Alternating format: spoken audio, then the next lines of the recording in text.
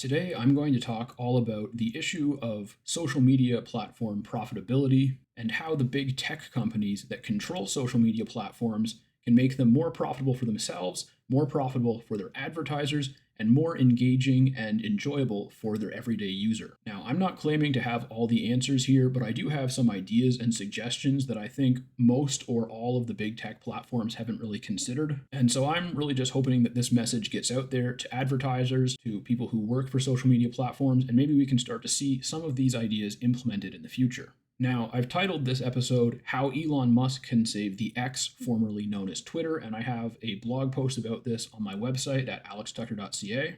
But this story is actually bigger than X or Twitter and Elon Musk. I chose the title because, of course, Elon Musk buying Twitter and all the changes that have come with that, including changing the name to X, has been a big topic in the news lately, as has the platform's profitability and advertiser suitability. But what I think a lot of people don't realize is that almost all social media platforms are having this exact same problem. Meta and the properties that it owns, like Facebook and Instagram, has been dealing with an issue where they don't have any more new users to grow to because basically everyone in the world who has an internet connection is either already a user of theirs or someone who doesn't want to be a user of theirs. So they're struggling to grow their user base, and at the same time, they're struggling to earn enough money from each individual user in order to stay really profitable. Twitter and Reddit have both introduced changes in the past year or so where they're now charging much more for API calls than they used to. And if you don't know what an API is, basically that is the part of the app that allows external software to interface with it. So, for example, a lot of social media marketers and also just a lot of people who spend a lot of time on social media, like Reddit moderators, tend to use third-party tools, which are software that integrate with the app in order to make it easier to engage with the app, especially at scale. So, for example, for a marketer, it makes it much easier to schedule a bunch of posts ahead of time. For a moderator, it makes it much easier to bulk delete or approve posts. And both Twitter and Reddit have recently massively increased the cost of using their API, which used to be basically free. And we also see Google and YouTube making changes to their advertising models, struggling to earn enough advertising revenue. We see Twitch, which is the live streaming platform owned by Amazon, whose CEO recently admitted in an interview that Twitch is not profitable and has never been especially profitable. And this is basically the big tech bubble. Because in reality, the internet and technology like that is still pretty new. It's been around for less than a generation. And as a result, there were lots of opportunities to be had in internet technology, and a lot of companies prioritized growth over profitability because of that, with their goal being to acquire as many free users as possible so that they could eventually monetize them. But now that it's time to pay the piper, now that they need to be profitable with all those free users, they're struggling to do so. And one of the ways that we've seen big tech companies try to course correct for this is by introducing paid accounts. So these are for both regular everyday users as well as for content creators and brands and internet personalities. So Twitter has X Premium, Meta has Meta Verified. At this point, I think most social media platforms have some way that you can buy verification, which basically takes care of the profitability issue, because if you're paying a monthly subscription just to use the platform, then you have been at least partially monetized, whereas the average free user who maybe doesn't click on a lot of ads is going to be very difficult to monetize. And compounding on this issue is the fact that there have been several what are called adpocalypses in the past few years. And these are basically just different types of events that cause large amounts of very high spending advertisers to start using these platforms less. There was one a few years ago on YouTube. I don't know the specific details of it, but the fact is that advertising dollars have been drying up. And that means that people who earn money from ad revenue are going to have trouble earning because the advertising platforms like Google and Facebook are going to pay them less for the impressions that they get. And simultaneously, those platforms are going to charge the advertisers more for the average impression that they're getting, which makes it harder for those ads to be profitable, which makes it harder to justify the budget. And it can potentially put advertising into kind of a death spiral where ads keep getting more expensive, but also keep getting less effective, which leads to advertisers deciding to put their budget somewhere else, which in turn leads to ads being even less effective and even more expensive. So this is a big issue for big tech, for advertising in general, and the average social media user feels it because the platform becomes less enjoyable to use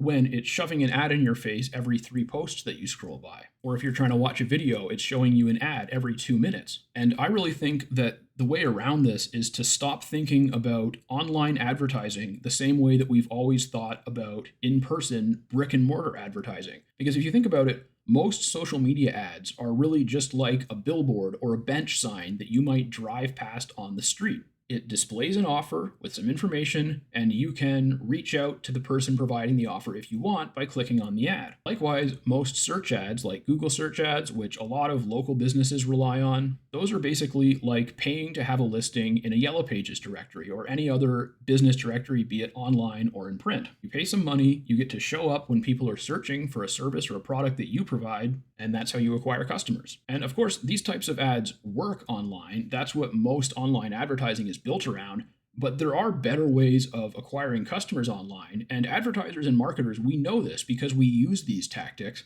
but the issue is that they are not built directly into the platform, which makes using them less efficient, and in some cases the platforms even discourage you from using them because they don't get a big enough cut of it. So my solution is for platforms like Facebook, Google, Twitter, to introduce new advertising options, make it easier for advertisers to find their ideal customers, and less annoying for their free users to engage with those advertisements. So again, I don't have all the options here, but I have thought of some examples of ways that these platforms could do this type of thing, and some of them are starting to do this type of thing. But it's not very prevalent and it's not available everywhere. And the thing is, if the platforms don't invest in these types of ads, then neither are the advertisers, because advertisers are going to use whatever they think is going to be most predictably profitable most of the time. So one example of a more user-friendly advertisement, which is also extremely effective for the advertiser, are marketing surveys. Now, if you're a digital marketer or an advertiser, you probably already know all about marketing surveys because you probably use them or you probably know of other people that use them. That's because they're very effective. A lot of people enjoy engaging with things like surveys and quizzes online. That's why BuzzFeed quizzes were such a big thing for such a long time. And a marketing quiz or survey can tell the advertiser a lot of important information about their ideal customer. The issue is that if you want to advertise using a marketing survey, you need to build it on your own website or landing page, which typically requires specialized software, which is more expensive than the average landing page builder. And then you need to run an ad from the platform like Facebook or Twitter or wherever you're running ads to the survey. You have to get people to click on that ad. Then you have to get people to hit your landing page, let it load in, and actually engage with the quiz, and you have to get them to finish the quiz and hit the submit button so you actually have permission to contact them. And this is a whole lot of potential friction. Even just the first step of getting them to click on the ad and go to your landing page prevents a lot of people from actually participating in the quiz. Okay, if you can get a 5% or a 10% click-through rate on Facebook ads or Twitter ads, that is a hugely profitable click-through rate. People dream of getting that kind of a click-through rate. If you look up the average click-through rate for things like Facebook ads and Twitter ads, it's usually around 1%. All right, so that means that as an advertiser, you're paying the platform to show your ad to 100 people just to get one person to click on it. And that one person is not necessarily going to actually participate in your survey. So how can the big tech platforms use this? Well, they could add an on-platform marketing survey option, preferably one which allows advertisers to make fun and engaging quizzes that take like 2 or 3 minutes to fill out that people aren't going to feel bothered by. They're actually going to feel engaged by them. They're going to enjoy taking them. And that's going to give the marketer some really important data. And that's going to allow them to give that person the right type of offer. Not something that they're going to be annoyed by, not something that they're not going to want to buy, something that they are going to want to buy that's going to potentially improve their life. Another example of a more user-friendly advertisement would be introducing platform-specific influencer marketplaces. Again, if you're an advertiser or a marketer, you definitely know about influencer marketing, which is basically where you pay or sponsor someone with a big following on social media to create content for you or to shout you out or something like that. And there are plenty of very profitable influencer marketplaces out there, but none of them are on the actual social media platform. So this is very simple. Instead of people going to a different platform to pay that platform to connect them with an influencer, the social media platform itself should be offering to advertisers to connect them with influencers and then taking a percentage of the transaction. And one last example of this type of advertisement would be user-generated content campaigns. Now, I think there are ways that you can do this on Facebook and Twitter and some other platforms without breaking the rules, but there are not specific types of ads that are designed for this, which is really a shame because user generated content campaigns, or UGC campaigns, get a ton of engagement and they're really, really good for brand awareness. Also, they're super low budget and super easy to run for companies that don't have tens of thousands of dollars to spend on ads every month. And this is, again, another type of custom ad that these platforms could build an option for right in their advertiser tools.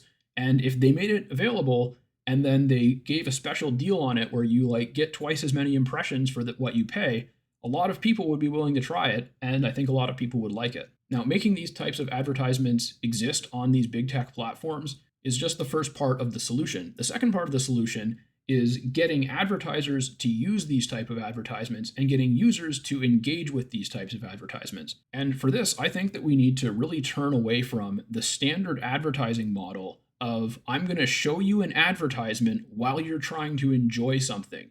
This is how television commercials work, where you're watching a show and every 7 minutes or whatever it interrupts with a bunch of commercials. This is the way YouTube ads work, and this is the way social media ads work on Facebook and Twitter. You're scrolling through your timeline, you're looking at posts that you want to see, primarily from people that you have intentionally followed, and then every 3 or 4 or 5 posts, there's an ad that you probably don't want to see. And this annoys a lot of people, and it results in those terrible click-through rates where you have to show it to 100 people just to get one person to click on it on average. And my solution to this is to integrate the ad-free experience, which most of these platforms are currently trying to sell to their free users, like X Premium and Facebook Verified. They're trying to get you to pay a monthly fee in order to not see ads on their platform. And I say, why don't you let people earn the right to not see ads on your platform by having a little tab in the app and in the website where they go 5 to 10 minutes a week whenever they feel like it, and they intentionally interact with some ads. Okay, so you can have a little tab in there that says advertising surveys. They click on advertising surveys. They scroll through a list of headlines for the different advertising surveys. They click on whichever one they want to take. They spend 2 or 3 minutes answering questions, and they just provided some free value to the platform. The platform just monetized them successfully by selling that data to the advertiser. And this is basically what advertisements already do on social media, but the difference is that everyone knows what's happening. It's not interrupting anyone's day. No one's using sneaky tactics. It's all right out in the open. And I think that a lot of people would prefer to spend 5, 10, 15 minutes a week intentionally engaging with ads that they find interesting instead of every 3 or 4 posts that they see being an advertisement which they potentially have no interest in. Anyway, those are some ideas that I had. Again, I wrote an article about this on my blog. You can find it at alextucker.ca/blog. And you can find me on YouTube. My channel name is Lover Fighter Writer, which is also the name of my business. And of course, be sure to follow me on whichever platform you're listening to this podcast on. And feel free to reach out if you're interested in working with me or collaborating with me on something in the future.